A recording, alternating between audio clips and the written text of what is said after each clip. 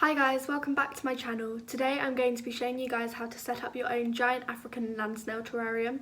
I know most of you watching probably don't own snails, but I suppose if you've clicked on this video you may be thinking of getting some, or you might just be interested in watching. This can also apply for people who own frogs or maybe even snakes depending on the species. I just want to clarify that I am no expert in setting up terrariums. I am also new to this.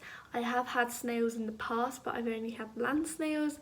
So if there's any experts watching, or if you see if I do anything wrong, please let me know down in the comments because I want to do my best to improve the terrarium. So I have the Achatina Immaculata pink-lipped or pink panther species, which I did mention in my previous video, so go check that out if you haven't already, and I hope you enjoy this video.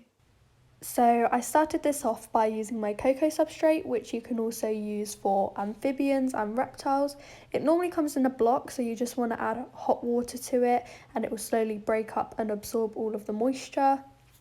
I highly recommend this natural substrate for beginners or anyone who's thinking about getting a snail or amphibian. Then I'm adding in a ceramic kidney water dish for the snails.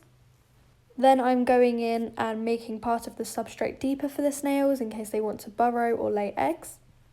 Then I just added in a normal jar, you can get one from literally anywhere, and it's acting as a hideout for the snails just like they would have in the wild. Then I'm ripping apart some sphagnum moss. I will be getting more of this for the enclosure later on, and I'm adding some into the hideout for them as well.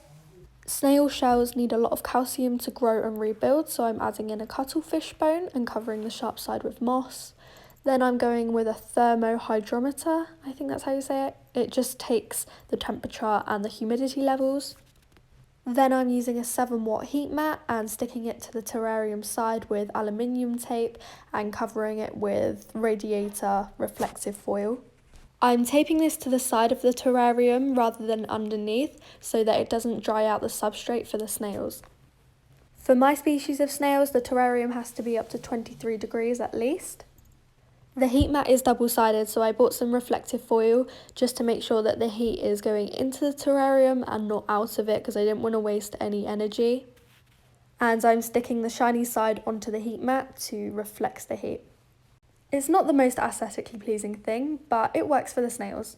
Then I'm adding some conditioned water to the ceramic dish and adding in some of the snails' favourite vegetables such as Nero cabbage, I think it is, a carrot and some courgette.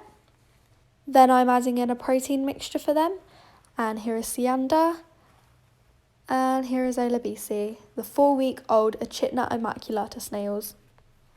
This terrarium isn't quite finished yet, and I am aware that it doesn't look that aesthetically pleasing to the eye, but I am working on it and I have ordered a few decorations for the terrarium, such as some flowers and some fake leaves. I'm also thinking about growing some cress in here, just in one of the corners.